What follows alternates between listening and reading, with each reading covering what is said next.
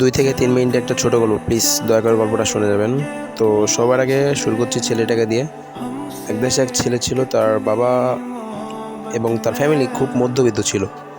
তো তার বাবা ছিল আলু ব্যবসায়ী, তারা ঢাকা থাকতো। ঢাকা থেকে একটা কারণে তার ব্যবসা অনেক লস হয়, লস হওয়ার কারণে তারা দেশে চলে আসে। দেশে চলে আসার পর ছেলেটা বাবাটা কি করবে তা বুঝতেছিল না। তখন তার ছেলে তো পড়াশোনা করতে চায়, তাকে একটা আলিয়া মাদ্রাসায় ভর্তি করে দেয়।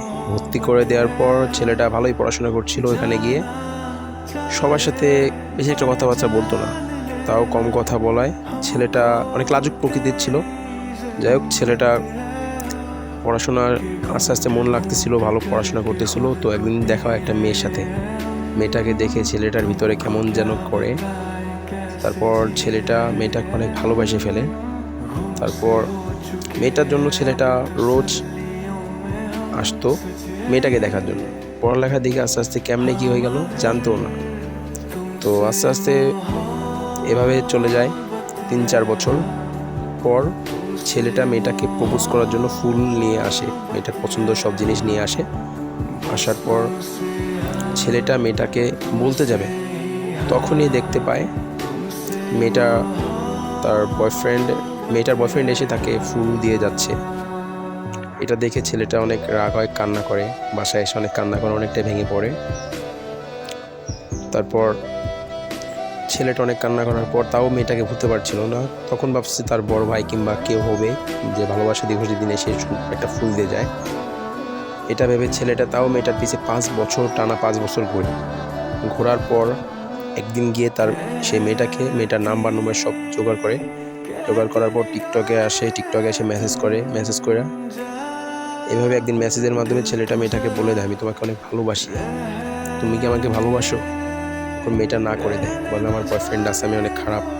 তার আগে ছেলেটা মেয়েটার সম্পর্কে অনেক খোঁজ খবর নিয়েছিল, মেয়েটা নাকি অনেক খারাপ, অনেক ছেলের সাথে প্রেম করে।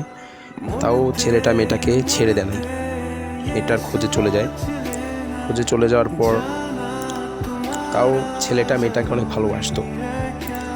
এভাবে বলে দেওয়ার পর মেয়েটা বলে, তোকে আমার পছন্দ না, এরকম অনেক কথা বলে তোর চেহারা খারাপ, হ্যান ত্যান আর অনেক কথা বলার পর ছেলেটা অনেক ভেঙে পড়ে কান্না করে।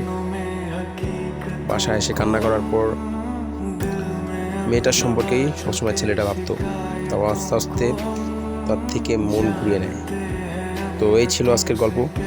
পার্ট 2 চাইলে কমেন্ট বক্সে কমেন্ট করবেন। আর তাছাড়া আমি ইউটিউবে নতুন, এই কারণে আমার গলাটা একটু অসুস্থ হওয়ার কারণে আমার গলাটা ভেঙে গেছে। তো পার্ট 2তে আশা করি সুন্দরভাবে সাজিয়ে গুছিয়ে গল্পটা বলার চেষ্টা করব। তো ততক্ষণ পর্যন্ত ভালো থাকো, সুস্থ থাকো, আল্লাহ হাফেজ। তো এটা ছিল পার্ট 1। পার্ট 2 দেখতে চাইলে কমেন্ট বক্সে কমেন্ট করবেন। আর তাছাড়া আমার গলাটা একটু ভেঙে গেছে, এই কারণে ভয়েসটা সুন্দরভাবে দিতে পারতেছিলাম না। পার্ট 2 এর ভিডিওতে সুন্দরভাবে কথা বলার চেষ্টা করব এবং আমার গলা হয়তো এতদিনে ঠিক হয়ে যেতে পারে। দোয়া করবেন আমার জন্য।